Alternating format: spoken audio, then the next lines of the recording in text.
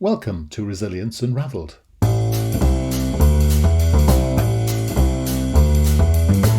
Hi everybody and welcome to Resilience Unravelled, a podcast that examines all aspects of personal and organisational resilience. A huge all-encompassing subject that covers the ability to thrive in life by harnessing your cognitive, emotional, physiological and contextual abilities. I share stories from people who have thrived despite remarkable obstacles, as well as highly successful practitioners and experts across a range of topics. And this podcast introduces their amazing stories and expertise, as well as my own reflections, perspectives, strategies and tips, which come from my own synthesis of themes and trends from wider learning. You can go to qedod.com/extras to access offers, tools and resources, including free articles and ebooks. For those of you that would be interested in supporting our work and contributing more proactively, you can find our new Patreon page at patreon.com. Then search for Resilience Space Unravelled. So, let's get started. Enjoy the show.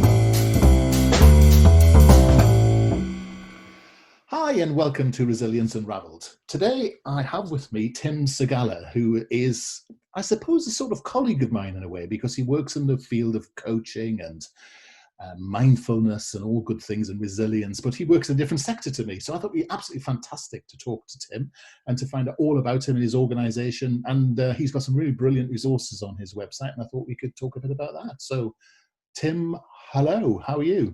Hello, Russell. I'm very well, thank you. And yourself? Groovy. Now look, your surname, Segalla. What's that all about then? Where does that come from? It's an anglicised Romanian name. So my great-great-grandparents came over from Romania in the 1900s to escape the pogrom. They were Jewish.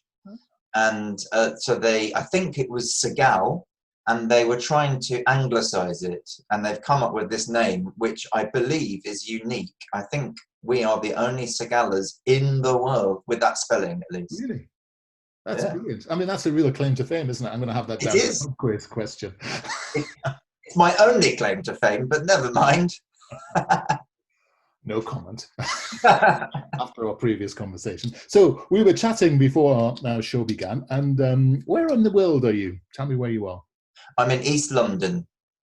Right. So you're in the hotspot at the moment of world events in terms of lockdown and such like. Yes. Although where I am is incredibly quiet. So, well, I suppose that's pretty much the same everywhere. But I'm not experiencing what I should imagine others are experiencing in London. Yes, and you'll be handy for the new Nightingale Hospital should anything happen. Very true. I hadn't thought of that. It is quite astonishing in terms of organisational resilience, this idea of being able to suddenly build a hospital in a leisure centre. I think it's quite interesting to be able to harness and marshal resources from the army and such like, to be able to bring all these systems and processes together. I don't know about you, but I know you work in that sector more than I do, but it's always appeared to me that the public sector is incredibly onerous for bureaucracy and long supply chains and difficulty with getting decisions. And it seems as if suddenly they're making decisions very quickly. That must be quite encouraging from your perspective. I think so. And let's hope that they learn something from that, and that continues once we're the other side of this extraordinary situation. Yeah. So Tim, tell me, how would you describe what you do? So, well, as you said, we are in similar worlds. I would say that I am a leadership coach and a resilience trainer. Essentially, what I do is help people to access their natural resources to deal effectively with life's challenges, whether that's in the workplace or indeed in life's challenges. So I do that through the modality, if you like, of coaching and through particularly mindfulness-based processes and techniques, which are a big part not only of my professional life but my personal life as well. Great. And how did you start all this? What was your career before this? So before coaching and mindfulness training, I largely worked in communications, initially in PR, which I fell into really because I didn't know what else to do after university.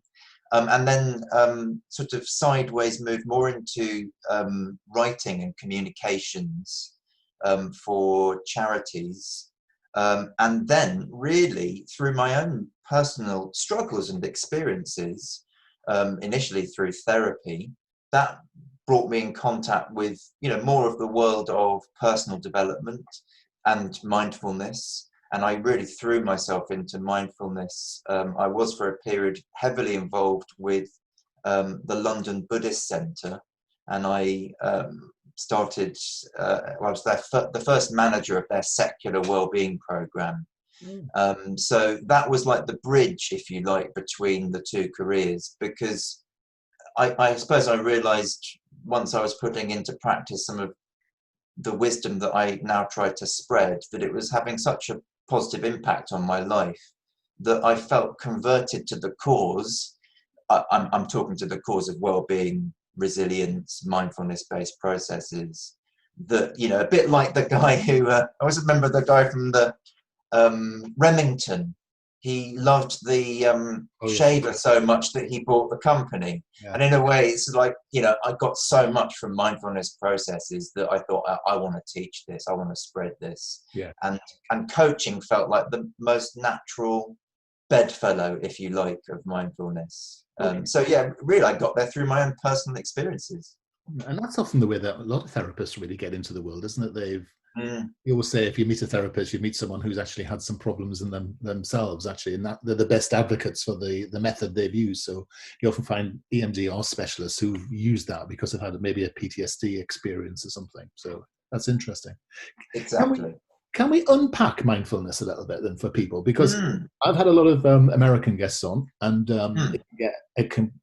there's a sort of almost zealotry or zeal that comes from describing mindfulness as the panacea of all ills and ailments and such like. And people talk about, I've been on a 6-month mindfulness retreat, and at the heart of it, when you look back at some of the thinking, there's a sort of religious background to it, and there's a sort of social dynamic background. People like Eckhart Tolle, and I just wonder where your stance is on this. I mean, can you actually unpack what mindfulness actually is from your perspective?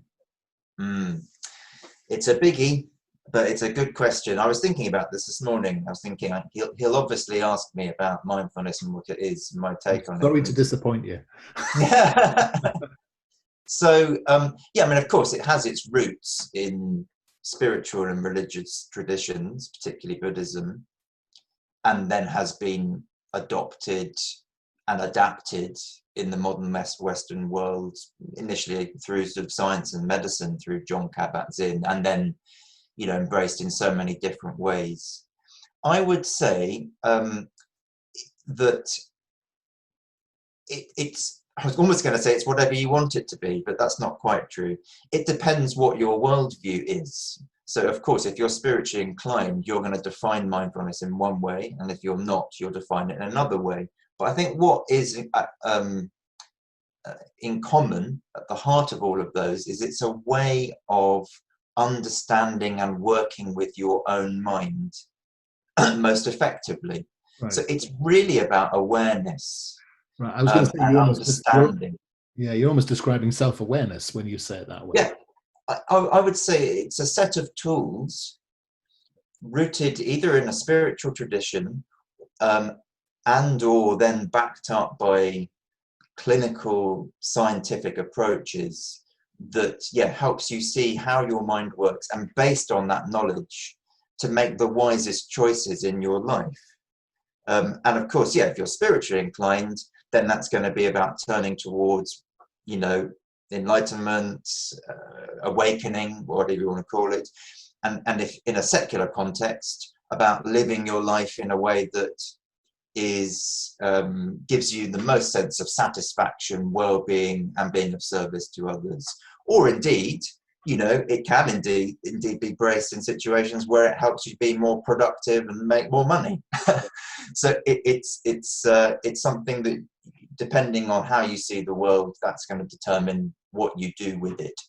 Now that's fascinating, because most people describe mindfulness as this thing about being in the now, being here and being present. And it's really, you're the first person I've heard describing mindfulness really as a sort of a shorthand for self-awareness and mental mental self-care almost.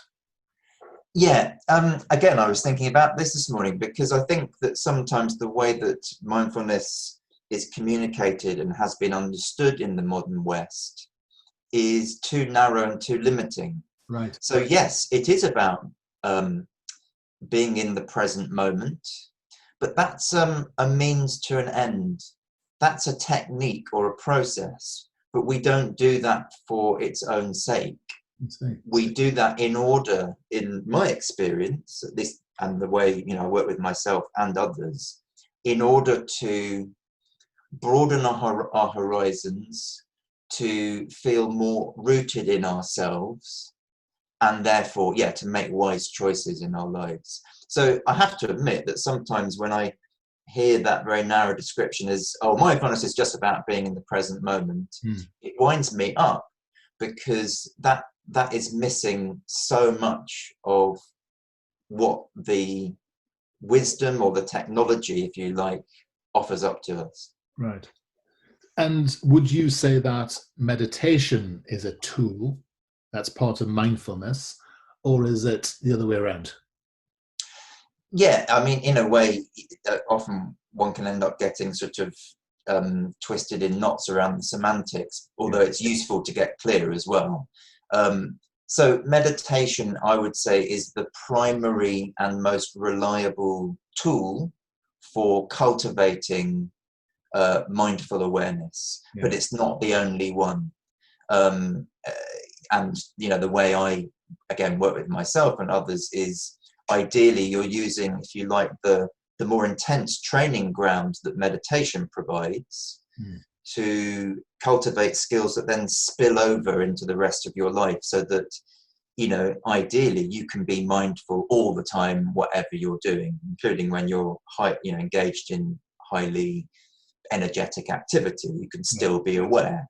So yes, it's the primary tool. And of course, I suppose the confusion comes because there are also many other forms of meditation. So there's mindful meditation, but coming from all the different traditions that embrace meditation, there are many other ways to meditate, depending on what one means by that term as well. And I think in our world, I just wonder how much we're overcomplicating and confusing people. Because I'm a coach, as a unit psychologist and a hypnotherapist, and I did hypnotherapy for fun in a way, but then it seemed to sort of bring together and encapsulate some of the work that takes place in guided meditations. And then now you're sort of saying that we're now starting to really sort of create a Venn diagram where everything overlaps, but without really being clear about what really things are for. And I wonder if that actually matters, or whether it's just about finding finding the answer. Sure. I completely agree with all the premises of what you're saying there. And taking various threads from what you've said, I think one thing I've noticed is that there is huge overlap between what mindfulness does or can encompass and many other tools, models, approaches, including hypnotherapy. When I've spoken to other hypnotherapists, I've thought, gosh, some of this sounds an awful lot like mindfulness. Yeah. Same with NLP, big overlap. Yeah. And in a way, I like to be very pragmatic in life. It's whatever works, whatever processes, learning, routines or habits that help people, as I say, feel more grounded, greater sense of self with a capital S, the good self, that that has some natural confidence and energy and so on, and insight and wisdom. However you get that, then that gets my vote. And I think it can come through all sorts of these modalities, as long as it basically raises your level of awareness and understanding. Yes. And you mentioned that you found the best way to deploy, maybe I'm slightly misinterpreting what you said, but you linked the delivery of mindfulness knowledge and skills acquisition with coaching. So I was intrigued to. So obviously, I've linked it with coaching and hypnotherapy. You've linked it with coaching. What was your rationale for that? Because a lot of people see coaching as much more of either the whole life coaching-y type thing or the whole performance coaching-y type thing. But that Yes. doesn't always clear what coaching is really. And Yeah, quite. coaching different than counselling and blah blah blah. And here Yeah. we go again. Tell me your take on that, because I think your organisation, sort of Rising Minds, is interesting because I wonder whether you get people who are more, and this might be a complete lack of knowledge on my side, but you get people who are more aware of these processes in your world. Yes and no to that last point. I'll come back to that. I would say that the reason I put coaching and mindfulness together is, I did the training in each modality at the same time, right. Roughly the same time. And when I was training, it just became very clear to me that they felt like natural bedfellows, because the way I saw it, the skills and techniques and processes that mindfulness teaches, as I've said, about awareness, insight, wisdom, self-management, stress management, all of that, if that's like being cultivated in an individual, that can be harnessed in the coaching and help the coaching work go deeper. Yeah. And inevitably, it's true that because, I feel kind of steeped in mindfulness, it has impacted on the kind of coach I am. And I probably am, a bit different from, not that there is a standard, but you know what I mean. If there was a sort of, or at least there's a standard idea of what a coach is, as you said, which is about sort of, I suppose, much more action oriented, much more, let's sort of focused. Exactly. And of course, I include that, and I hope that clients come away from sessions with a sense of, what they're going to do as a result. But I think, the mindfulness aspect probably creates more of a sense of wandering with both spellings in my work and more of a sense of space. Yeah. So I probably do spend longer allowing people just to sort of explore stuff before I come in with the what you're going to do about it type question. Yeah. But I think vice versa, the reason also I put them together is having been on mindfulness courses, initially as a punter, if you like, what I think that sometimes they miss, understandably, is as a group course, it brings up stuff for people, and then if they don't have something in place, sometimes that can be confusing for people. Right. How to process what they're bringing up in their lives, new insights, new understandings, some of which can be challenging. And so then to have a space, a one-to-one coaching space, that can help them process that. So for me, the ideal in a program in any context is where you've got a mix of some group work, including mindfulness, and then one-to-one work where people can process that more confidentially. Yes. And this is an impossible question, but I'm going to ask it anyway. What's mindfulness best for? So when people come to you and say, so I was sort of quite clear, I think, what hypnotherapy is best for. And I suppose I have my own view of what coaching's best for. And these are my own views, but what's your view of what mindfulness is best for? Well, the slightly flippant... I don't like to say everything. Oh, damn it, I was going to say everything. I mean, in a way, I do believe it is, it's not a panacea, but I think it's applicable to any situation where people are trying to gain greater clarity or understanding, or come to terms with something in themselves or in their lives. So that is broad, and it is almost everything. But let me drill it in a little bit. So you have, of course, a situation in the world at the moment where everything's sort of unknown. Yes, it could have been predictable, was predictable because people have predicted it. and mm, people find themselves in the middle of a maelstrom. Okay. mm, So mm, how can people use mindfulness to help them at mm. the moment? Sure. So answering that, and indeed, the previous question about what it's specifically good for and how that plays out now.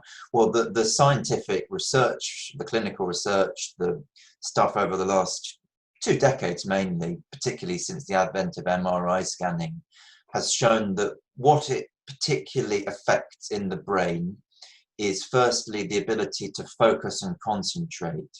Yeah. And I think in our current climate, where of course there is so much uncertainty, which is extremely unsettling, Yeah. that causes the mind to go into its automatic, highly discursive and distracted patterns Yeah. that ultimately give rise to stress.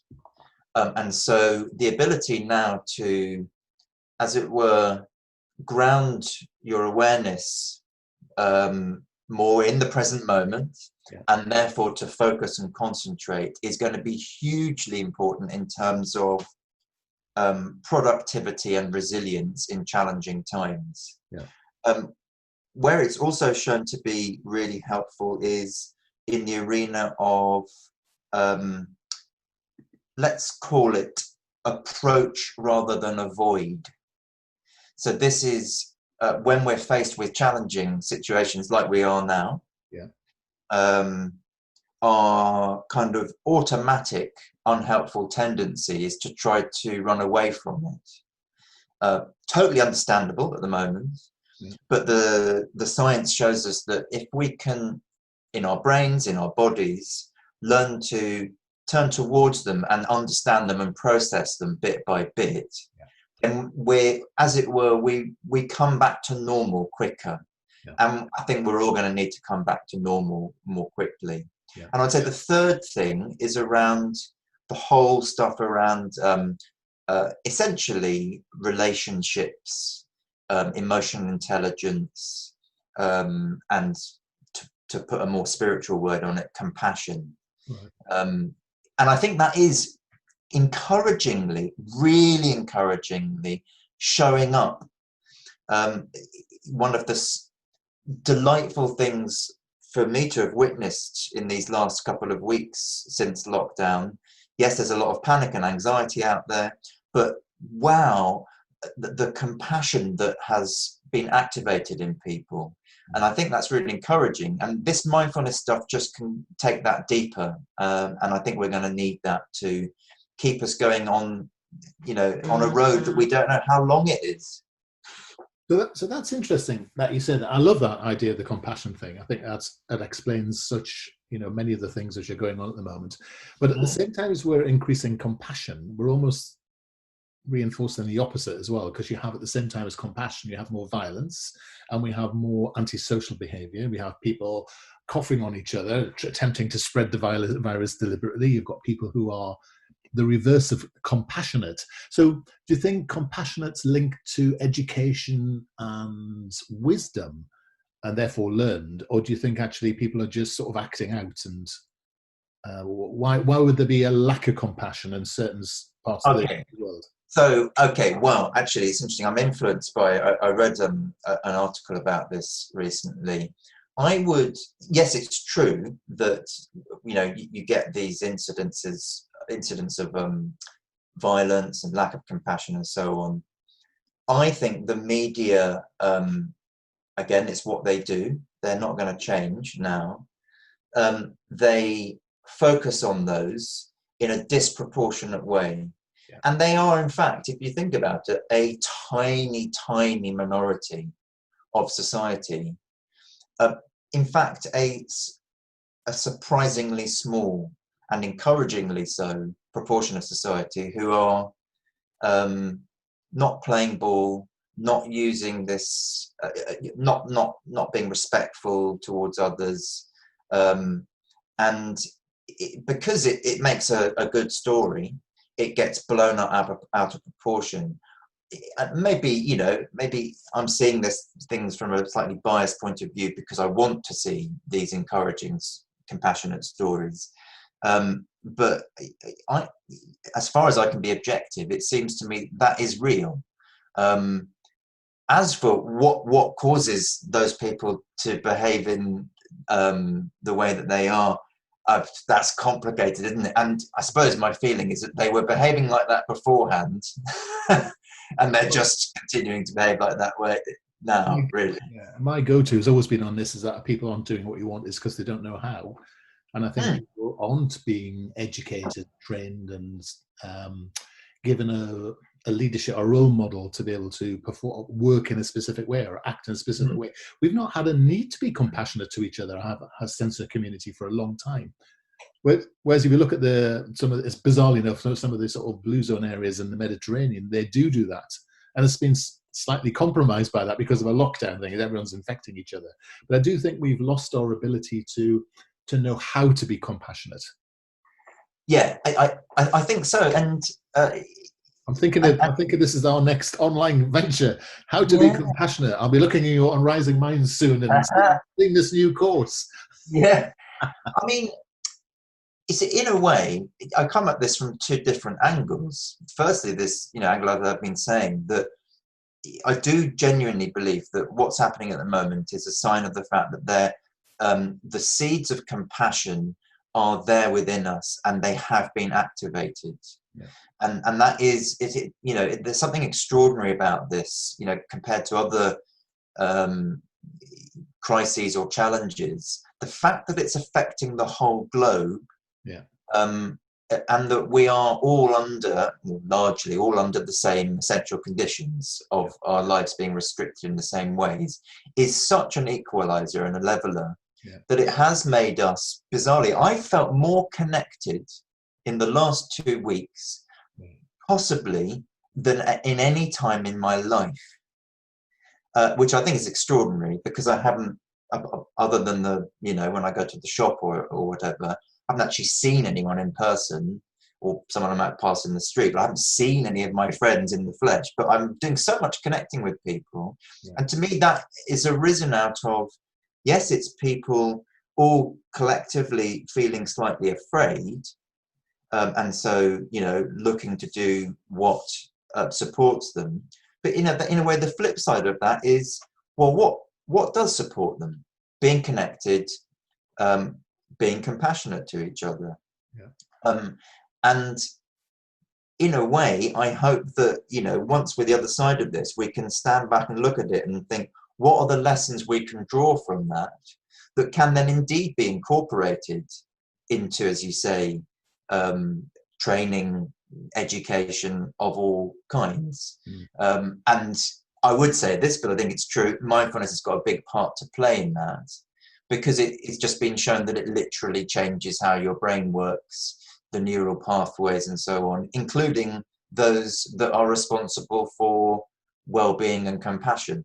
Yeah, and it's interesting because both of us work in resilience from different angles, but I mean, I'm always very drawn to this idea. So some of the child soldiers from Africa who have, who've gone through incredible, stories, and the thing they are taught to experience and to learn to be able to engage with is those seeds of compassion that you're talking about. Because when you're young and you're, being forced to fight, you don't have the brain activity to be able to be compassionate in a way. You're recipients of compassion, not givers of compassion. And it is interesting that I think compassion's at the heart of resilience, and I think it's a lovely way of thinking about it, to be fair. Yeah, I mean, of course, this is where, in a secular context, one uses terms like well-being, and compassion can be used, but the seeds of that are in these spiritual traditions. And I make no, I don't try to hide the fact that I see myself as a Buddhist, but when I'm training people in a secular context, I don't bring that in. But of course, if anyone asks me, I tell them, because you can't conceal that. And in a way, in Buddhism, and as I understand it, really at the heart of all spiritual traditions, is ultimately the wisdom of your true well-being, your true contentment and happiness lies in going beyond your narrow self and to extending yourself out to others. And it is delightful to see that, although it gets, in some ways has to get diluted or translated into different language, that does bleed through into our common secular wisdom. And so many approaches when this stuff is taught, like in schools and in businesses, is bringing out more and more of this element of, basically think about other people, because you'll feel better for it in the long term as well. And I think I totally agree. And the second thing is that you're a man of action and not just words, because on your website, risingminds.org.uk, which has got some really interesting things, one of the things you've done for other people is you've given a pretty comprehensive video around how to work from home effectively, or how to work effectively from home. And it's a really great video with tons of tools and such like, and you can get that risingminds.org.uk/working-from-home. Hopefully that's a good enough plug there, Tim. And but I think that's really interesting, because I think that sense of giving back is important, isn't it? And giving back, and in a way that you said earlier about being practical, because actually it's about, a lot of people give because what they're attempting to do really is to hook people in and sell at the end. It's the old idea of, what is it, jab, jab, punch, or whatever the idea is, or jab, hook, like, I forget the boxing, but you give twice and then you ask on the third thing. But I think true compassion and, being practical in the real goods is to give stuff freely. And so I suppose that comes from a Buddhist place, but it also comes from a social, like the NLP and emotional intelligence things that you're talking about earlier. It has a social facet to it as well, doesn't it? It's worth doing, because actually, in a way, it makes you better as well as everybody else. Yeah, absolutely. When I was, I'll be completely transparent with you. When all this kicked off, our current COVID-19 situation. It was a conversation with a friend, and I was saying, I know a lot about working from home, and of course, my profession is about helping people to adapt to change and challenge, and and I was suddenly thinking I could really help people with this, and I being also transparent with you, I was also aware that in offering something out there that hopefully people would access, that they've become more aware of me and my organisation, which is no bad thing in the long term. But it was interesting because, again, I'll be transparent. At first, I was thinking, I'll put this out there and maybe I'll sort of, try to charge a modest fee. And then I suddenly thought, I can't do that. It's just, I can't do it. And, without being sanctimonious or holier than thou, I'm so glad I didn't. It would have felt all wrong. And it has felt fantastic to offer something that is targeted and focused, that I think is, appropriate for what people need at the moment. And I do, as I said, without polishing my halo or anything, I just feel good for it.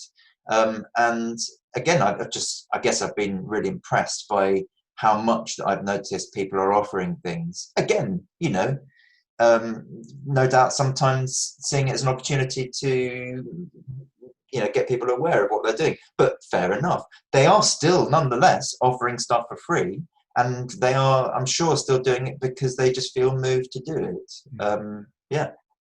Brilliant. So if people want to get hold of you, Tim, I'll just allow you to slurp that water down. Or should we begin away? We just drew back the magic of the curtain and saw you. Normally ever see you taking a glass of water and ask you a question at that precise moment. All right. I'm referring to our conversation earlier in terms of being gentle. So if people want to get hold of you, Tim, and find out more about what you're doing and how you work and such like, how can they do that? Yep, so as you said, risingminds.org.uk, and there's a contact page there. You can drop us a line or give us a call.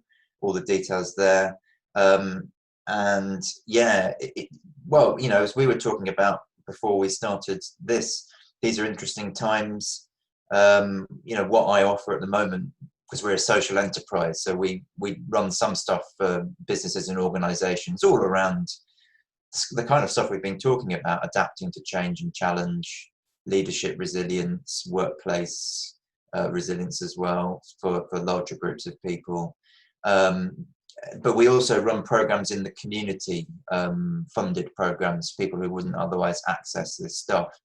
But, you know, in the next few weeks and months, it'll be interesting to know what I'm going to come up with, because I think we need to adapt, and need to adapt fast, not too fast, because then you're not being truly responsive. But yeah, watch this space, go to Rising Minds, and inevitably, I, like many other coaches and trainers, are going to be offering more stuff online, and I'm still working out what that's going to be, whether it's you know, along the lines of the free offering that I've put out there, helping people adapt to working from home, maybe other similar things, other courses and programs, group and one-to-one.